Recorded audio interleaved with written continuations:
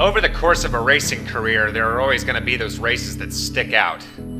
Conquering my fears at Akatama, banging heads with John Cunningham for some old kicks, getting taken out at Eau Rouge, and almost missing out on the podium, losing my suspension at San Francisco, car hanging on by a goddamn thread, tangling with Ron Martin to the point of exhaustion, but still putting him in his place before it was done. Taking out the world's #1 driver, Rick Scott. At least then I knew that Raven West could bleed. And of course, the biggest victory of my career, winning the 24-hour Le Mans.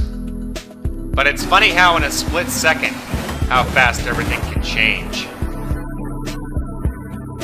Funny how everything that you knew can be so radically different one split second later. Washington, 2 months after winning the 24-hour. Got tangled and hit a tire wall, left me doing more cartwheels than an Olympic gymnast going for gold. A lot of things go through your mind when you're airborne. Disoriented. Sunlight that flashes like a strobe light as your car finds its path back down to earth. What I didn't realize in that moment is that I was about to shatter my leg and break my hip. I would be in a chair for a goddamn year.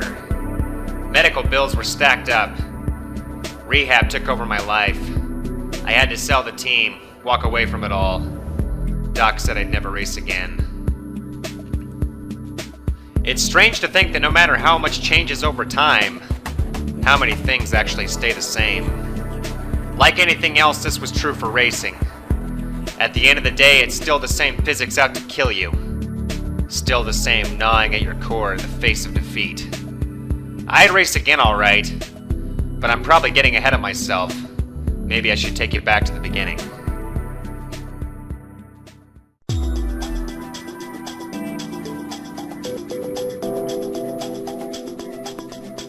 California. A place I've always called home. After my rehab, I bought a shop in town. Not much to speak about, but it was still a comfort. Brought back days of Frank, giddy as a kid on Christmas, breaking down specs for whatever new import we had just brought in. Yeah, I missed those beauties lined up waiting to be chosen to compete. Waiting for their shot to show the world what they could do. That's when a call came in. Patrick Callahan? I didn't know him from shit to Shinola, but he was a crazy fucker, that much was clear. He wanted me to help promote his new idea, World Series Racing, aka WSR.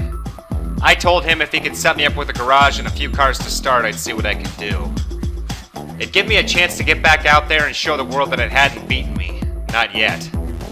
I missed the globetrotting. I missed the music of the engine, just about to break at our RPM peak. Scrapping with a bunch of assholes who didn't know how to say die. Bottom line, I missed racing. Of course, I didn't miss all of it. But after being out for so long, a new crop of talent had come to the surface. Some new faces in the sandbox, the world's best. They would be my new benchmark. The new faces of my enemies. Especially early on with Harrison Carter. Oh yeah, Harrison Carter. He ran in the same circles as Ron Martin, so naturally I thought he was an inbred bastard child from the heart of the South. Early in our promotion, I was chasing him and Bruno Silva down for a shot at the win. I had victory well within the crosshairs, and then my past came back to haunt me. In a brutal, brutal way. Yeah, I may have been gone for a while, but one thing was constant. You put yourself on circuits like this with cars like this, and you're one mistake from 2 words. Lights out. The time had come we had all been waiting for. The first WSR Championship Series. 3 rounds, exclusive to the US.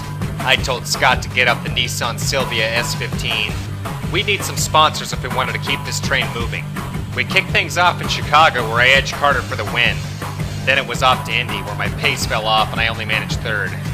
Carter and I were headed into a title bout at South Beach, winner take all. Time for a shot at history, a chance to be the WSR's first champion.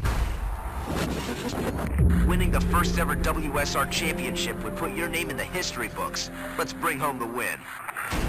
All right, season final time. Let's not disappoint your fans. I'm a 24-hour Le Mans winner. You think I need more pub? I'm not here for any goddamn pageantry, Scott. I'm here for the glory. Don't forget that. And what the hell's going on with P11? I thought you were a bright young engineer. Maybe not. Maybe I need to get on the phone with Callahan and see about a replacement. You just get the car ready to run and I'll do the rest. This is what I'm talking about, Scott. Paces for dog shit. I'm gonna have to get aggressive. You slug, Smith. Oh, Smith just hit the wall. Oh, congested as hell coming up around here, Scott. See if I can get some good exit speed. All right, I'm up at a P9, now P8. Ha ha! Time for a double whammy on Mello and Sylvester coming around the corner.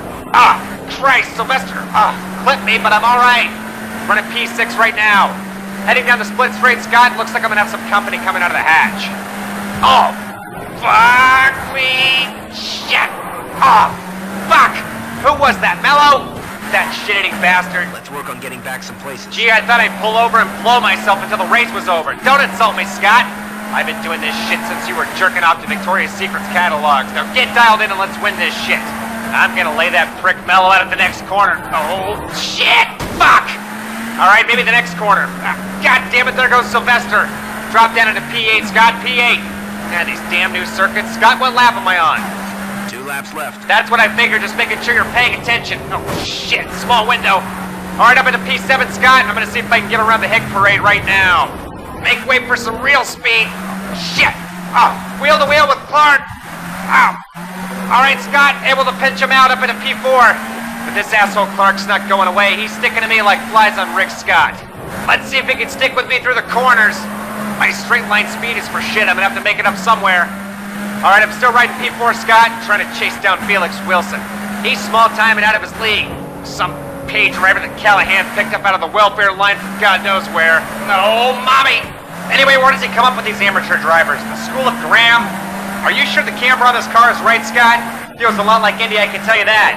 I got a good get back into P5 and then take Wilson at the next corner. Good, that's 3rd. No, you're wrong, Wilson. You're a backmarker and everyone knows it. Christ, Silva's slowing down big time, Scott. Got plenty of runway, should be able to overtake him easy. Up into P2 with 1 to go. That was the fastest lap this race. You're damn right it was fast. Time to get locked in on Carter. I haven't forgotten about our little waltz back in Cali, you prickwad. It may have been my air, but he was swinging around the circuit like a monkey chasing a banana on a string. He was responsible. That was plain to see. All right, Scott, just over a second behind Carter. 1 lap to get this baby home. Ha! Carter's pace is a joke, Scott. He's not going to go easily coming down the split straight, but it's already over for him. Come on, come on! Choke on a cock, Harrison. Better luck next year. Okay, Jack. That's 1st place. Nice going. I tell you, Scotty boy, today's a great day for glory, ain't it? Then again, what day isn't? Time to see what this thing can do with some clean air and no goddamn scrubs holding me up. My front end is crumpled like an aluminum ashtray, Scott. No idea how this thing is running. Hell of a job today, kid. No reason we can't do it every race and every year. Callahan better think about upping the ante before we get back, otherwise I'm gonna have to install another trophy case ASAP. Yeah, when I saw him waving that checkered flag, I knew I belonged back here. Back here with my master. The tarmacs of the world. The endless apexes that beckon me on. I didn't know what would happen from here, but I did know one thing. I was back and I was buckled in for one hell of a ride.